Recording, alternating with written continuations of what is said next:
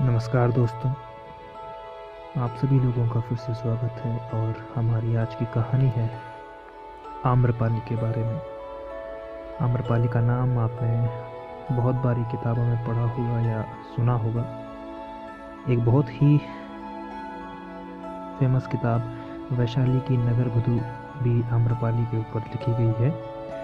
तो हमारी कहानी भी आज आम्रपाली से ही संबंधित है। तो शुरू करते हैं। आम्रपाली बौद्ध काल में वैशाली के वृज्य संघ की इतिहास प्रसिद्ध लिच्छवी गणराज्य की राज नृत्यांगना थी। इसका एक नाम अम्बपाली या अम्बपालिका भी है। आम्रपाली अत्यंत सुंदर थी और कहते हैं कि जो भी उसे एक बार देख लेता वह उस पर मुग्ध हो जाता। सम्राट अजातशत्रु उसके प्रेमियों में से एक था और उस समय के उपलब्ध साहित्य में अजातशत्रु के पिता बिंबिसार को भी गुप्त रूप से उसका प्रणयार्थी बताया गया है। आम्रपाली को लेकर भारतीय भाषाओं में बहुत से काव्य लिखे गए हैं। तो एक बार महात्मा बुद्ध अपने शिष्यों के साथ घूमते हुए वैशाली नगरी में पहुंचे। वैशाली को उस समय 16 महाजनपदों में से एक महत्वपूर्ण जनपद माना जाता था, जिसकी ख्याति दूर दूर तक फैली हुई थी। यह नगरी परम वैभवशाली और हर तरफ से संपन्न थी। महात्मा बुद्ध के आने की बात पूरे नगर में फैलते देर न लगी। जिसे जब पता चलता वह तभी उनसे मिलने पहुंच जाता और उनके उपदेश सुनकर खुद को भाग्यशाली समझता। भगवान बुद्ध का चरित्र ही ऐसा प्रभावशाली था कि उनसे प्रभावित हुए बिना कोई नहीं रह सका।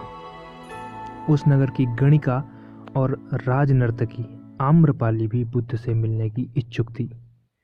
वह खुद महात्मा बुद्ध के पास चलकर आई और उन्हें अपने घर भोजन के लिए आमंत्रित किया। उसने इतने सरल और प्रेम भाव से बुद्ध से विनती की कि भगवान बुद्ध मना नहीं कर सके। जब यह बात उनके शिष्यों को पता चली कि महात्मा बुद्ध ने एक गणिका का आमंत्रण स्वीकार किया है, तो सबने इसका विरोध किया।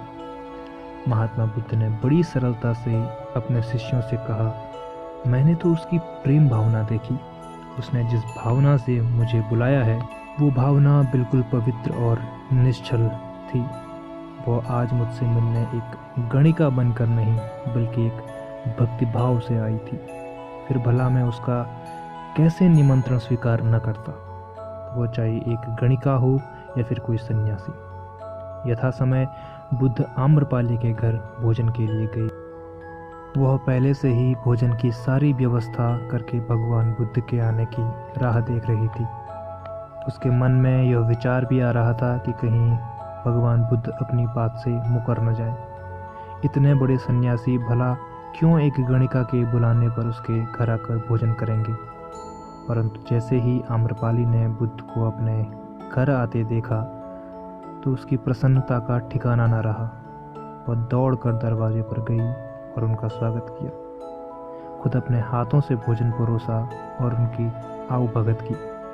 महात्मा बुद्ध के शिष्यों ने जो उनके साथ आए थे, जब एक गणिका को जिसके कदमों में खुद सम्राट बिंबिसार से लेकर अजातशत्रु थे, पूरी वैशाली जिसके एक झलक पाने के लिए तरसती थी, उसे एक सन्यासी के लिए ऐसा व्यवहार करते देख बुद्ध के शिष्यों के मन में अपने गुरु के लिए सम्मान और ज़्यादा बढ़ गया। आम्रपाली ने महात्मा बुद्ध के व्यक्तित्व के बारे में जैसा सुना था, उनसे मिलने के बाद वह उससे भी ज़्यादा प्रभावित हो गई और उसी समय वह भगवान बुद्ध की शरण में चली गई।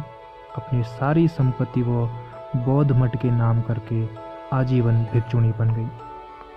तो यह थी हमारी आज की एक प्रेरणादायक कहानी कि किस प्रकार से आम्रपाली ने बौद्ध धर्म को अपनाया था। आशा करता हूँ कि इस कहानी को सुनने के बाद आप अपने जीवन में आगे बढ़ें। धन्यवाद।